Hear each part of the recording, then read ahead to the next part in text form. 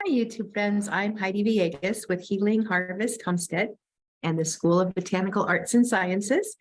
And I just wrapped up a webinar training with some potential students for this next round of Ditch the Drugstore.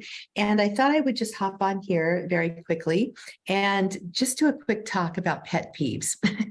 So there are some things you can do if you are a person who deals with annoyances in your daily life, especially things that you can't control. So recently, I'm just going to share this quick story. We just leased this beautiful office space. We love it here, but we can smell cigarette smoke in one of the rooms at intermittent times. So I was really annoyed. I wrote a letter to the manager, and luckily she's going to take care of it. But I lived in this state of just pet peeves for a while, and God tells us not to do that. By the way, I am going to share some herbs and some essential oils that can also help with your mood on top of this. But I'm going to show you a quick little thing I like to think about. So this is my joy jar. Every day you start your joy jar with a full jar, right? And actually, I like to think about it as lemon ball candies. But here I've got beeswax because I don't have any candies here with me today. But every time you get annoyed about something, guess what? Some of your joy gets taken out, probably depending on how angry you are, and it gets dropped in your anger, misery, annoyed, frustrated jar. And throughout your day, the more times you allow yourself to become annoyed or irritated or scared, in case you're watching certain YouTube videos, or you have a little discussion that doesn't go so well with a member of your family, your joy decreases and your frustrations increase. And the thing is that you can stop that. You can go ahead and redo your thoughts, renew your mind, like it says in the good book, and take measures and actions to help with that. It says in Proverbs, and this is 16:32, it says, and there's a ton of verses in the Bible about being patient, but it says, better to be patient than a warrior. Okay, I've been living in a warrior state the past week, not real healthy. And it goes on to say, it is better to have self-control than to capture a city. So obviously, living in that warrior state, I have to win, win, win, doesn't do anything good for our health, our mental health, and our minds.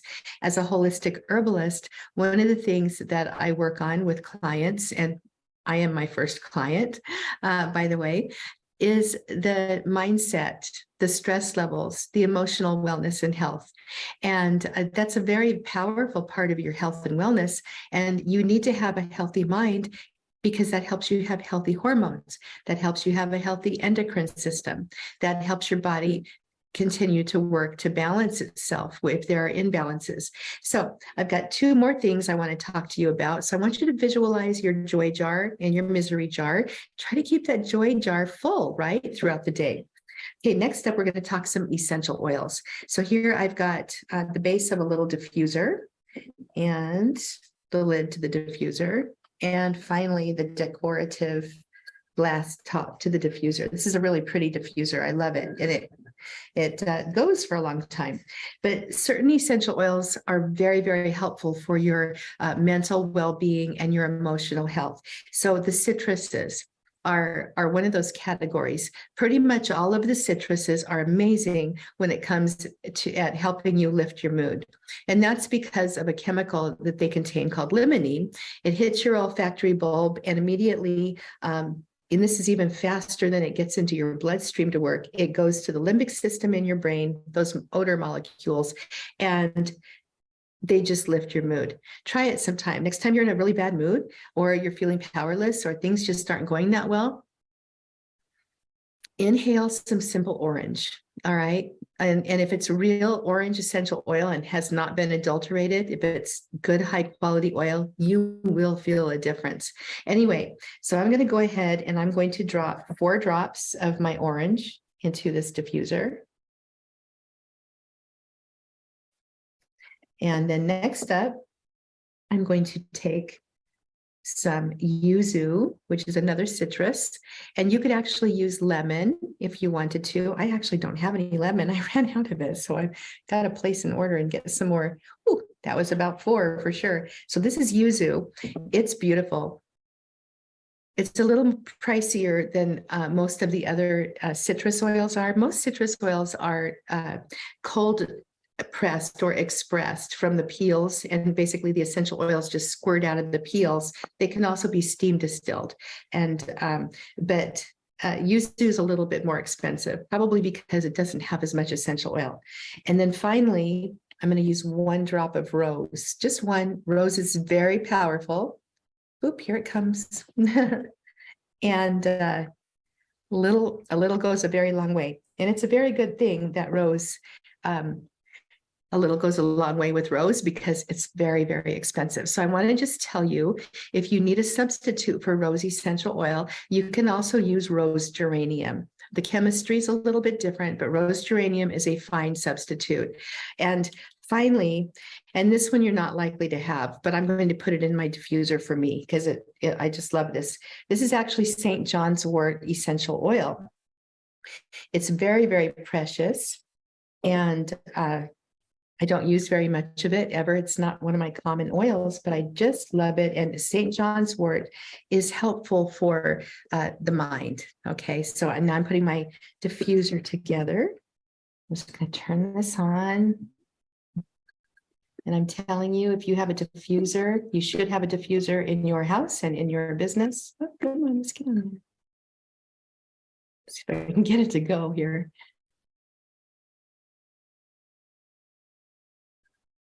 I don't know why the thing is not coming out here.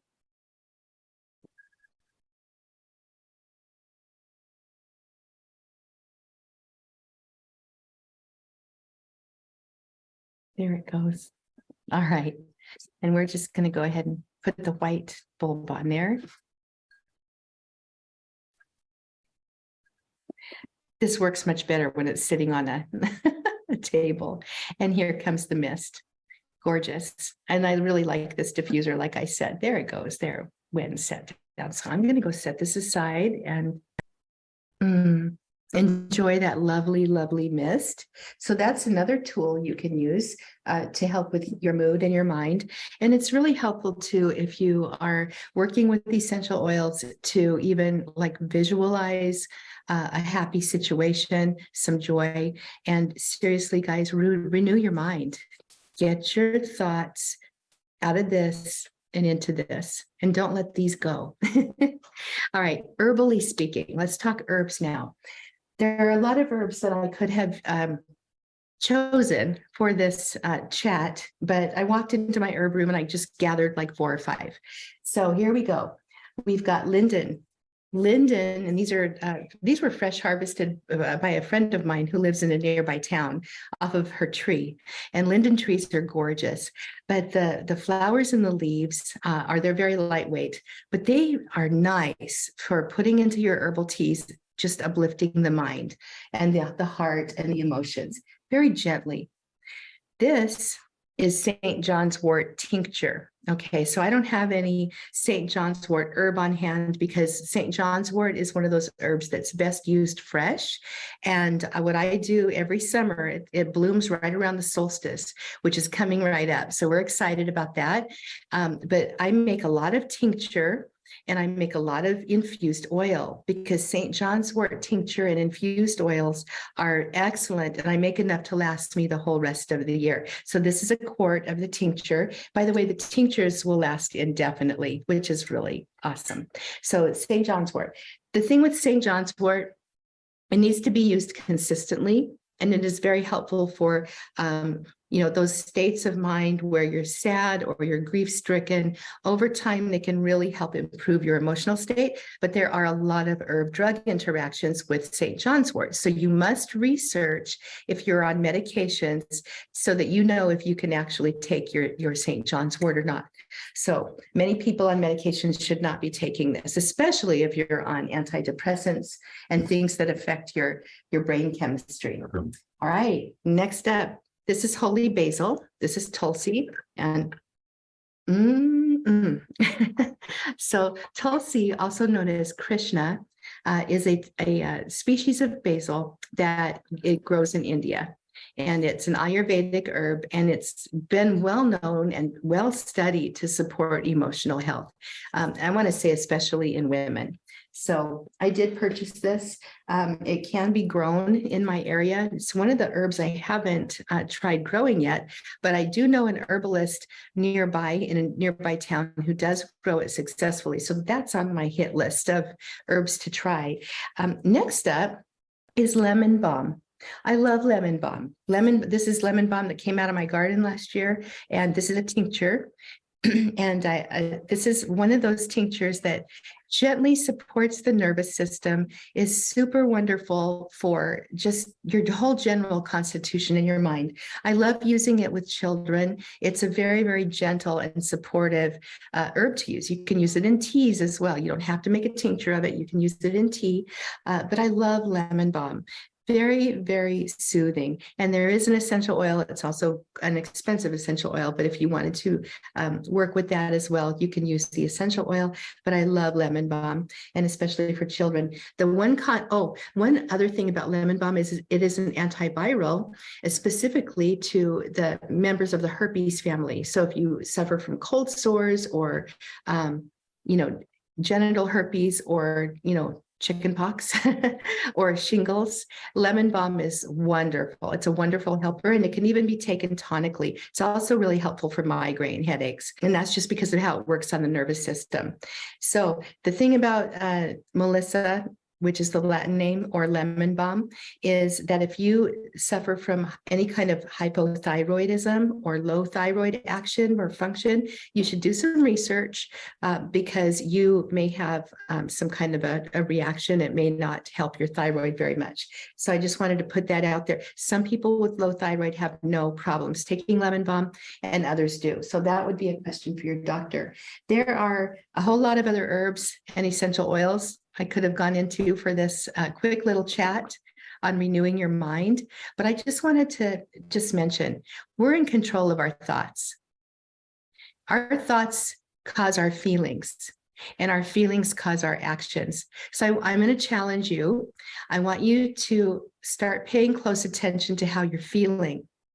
And when you start feeling negative about something, if you start feeling angry about something, if you start feeling like things aren't quite right, do a little journaling and try to see if you can get to the root cause of that feeling, which is your thought.